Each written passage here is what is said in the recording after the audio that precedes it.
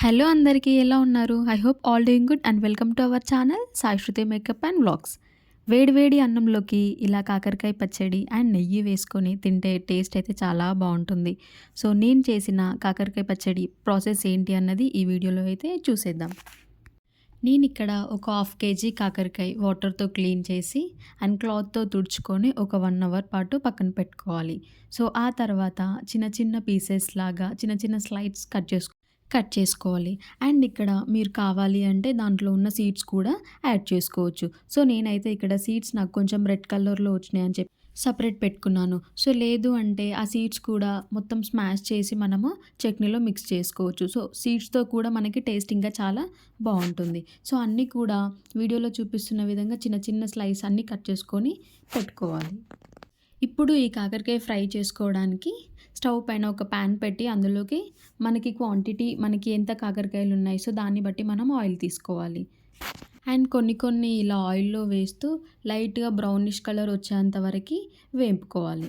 ఇది కూడా మీడియం ఫ్లేమ్‌లో పెట్టుకొని లైట్‌గా బ్రౌనిష్ కలర్ వచ్చేంత వరకి వేంపుకోవాలి. సో నాకిక్కడ ఈ కాకరకాయ పీసెస్ అనేటివి కొంచెం కలర్ అనేది చేంజ్ అయిపోయింది. సో పీసెస్ అన్నీ బ్రౌనిష్ కలర్‌లోకి ఫ్రై అయిపోయినవి. సో ఇప్పుడు ఈ ఫ్రై చేసిన పీసెస్ అన్నీ కూడా మనము వేరే బౌల్‌లోకి తీసుకొని ఇంకా మన దగ్గర ఉన్న పీసెస్ ఏమైనా ఉంటే ఇలాగే కొన్ని కొన్ని వేసుకుంటూ లో ఫ్లేమ్‌లో పెట్టుకొని అన్నీ ఇలాగే ఫ్రై చేసుకోవాలి. ఇలా రెడీ చేసుకున్నాక మళ్ళీ మనము తాలింపు కోసము స్టవ్ పైన ఒక పాన్ పెట్టుకొని అందులోకి మనకి కావాల్సినంత ఆయిల్ వేసుకోవాలి. దాని తర్వాత జీలకర్ర, ఆవాలు అండ్ ఇక్కడ నేను కొంచెం రెడ్ ఎండుమిర్చి కూడా తీసుకున్నాను.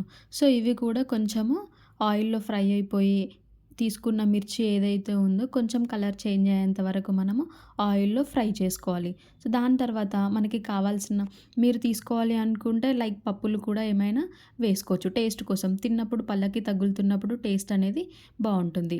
నేనైతే ఇక్కడ ఎక్కువ మేము ప్రిఫర్ చేసేది మేము మినపప్పు తింటాము. సో అందుకని చెప్పి నేను ఇక్కడ నాకు కావాల్సింది ఓన్లీ సింగిల్ పప్పు మాత్రమే నేను యాడ్ చేశాను. అండ్ ఇవి కూడా లైట్‌గా బ్రౌనిష్ కలర్ వచ్చేంత వరకి మనము ఫ్రై చేసుకోవాలి. ఈ గ్యాప్‌లో ఒక 2 వెల్లుల్లి తీసుకొని కచ్చాపిచ్చా దంచుకొని పేస్ట్ లాగా చేసుకొని తాలింపులోకి యాడ్ చేసుకోవాలి. ఈ టైంలో మన స్టవ్ అనేది ఆఫ్ చేసుకోవాలి. సో ఎందుకంటే ఎక్కువ మాడిపోతుంది కాబట్టి. సో ఇప్పుడు నాకు ఫ్రై అనేది అయిపోయింది. సో దీని తర్వాత నేను కొంచెం కరివేపాకు కూడా యాడ్ చేసుకున్నాను.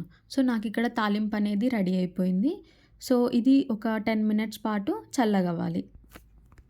చల్లారిన తర్వాత మనకి కావాల్సినంత మనం కారం కానీ, ఉప్పు కానీ ఏదైనా యాడ్ చేసుకోవచ్చు. వేడిగా ఉన్నప్పుడే మనం అందులోకి వేస్తే కారం అనేది మాడిపోతుంది. ఇక్కడ హాఫ్ కేజీ కాకరకాయలకి నేను ఒక 1 టీ కప్ ఆఫ్ కారం వేశాను. అండ్ దాంట్లోకి half glass of salt add చేసుకున్నాను. సో మేము తినే క్వాంటిటీ బట్టి నేను అనేది యాడ్ చేసుకున్నాను. సో దాని తర్వాత మనం ఇక్కడ ధనియా పౌడర్, మెంతు పౌడర్, జీలకర్ర పౌడర్ సో మనం గ్రైండ్ చేసి పెట్టుకున్న మసాలాలు మన దగ్గర ఏమున్నా కూడా మనము చట్నీలోకి యాడ్ చేసుకోవాలి. అండ్ దాని తర్వాత అవన్నీ మిక్స్ అయ్యేలాగా ఆయిల్ పట్టేలాగా మొత్తము మిక్స్ చేసుకోవాలి. ఇప్పుడు ఫ్రై చేసి పెట్టుకున్న పీసెస్ కూడా మనము ఆ తాలింపులోకి తీసుకొని మొత్తం మిక్స్ అయ్యేంత వరకి దాన్ని మిక్స్ చేసుకుంటూనే ఉండాలి. సో ఇది మనకి వెంటనే చూస్తే మనకి ఆయిల్ ఎక్కువైనట్టు కానీ బికాజ్ ఆఫ్ మనకి కారం పౌడర్ ఉంటుంది కాబట్టి. సో దీన్ని ఒక 1 అవర్ పాటు పక్కన పెడితే ఆటోమేటిక్‌గా ఆ తాలింపు, కారము సో ఈ పీసెస్‌కి, స్లైసెస్‌కి మొత్తం పట్టేసుకుంటుంది. సో నాకైతే ఇక్కడ పర్ఫెక్ట్‌గా వచ్చింది. సో మీకు ఈ వీడియో ఎలా అనిపించిందో కామెంట్ చేయండి. అండ్ వీడియో నచ్చినట్లయితే ఒక లైక్ చేసి సబ్స్క్రైబ్ చేసుకోండి. అండ్ ఇంకా సపోర్ట్ చేస్తూ ఉండండి. Bye bye. See you in the next video and do subscribe.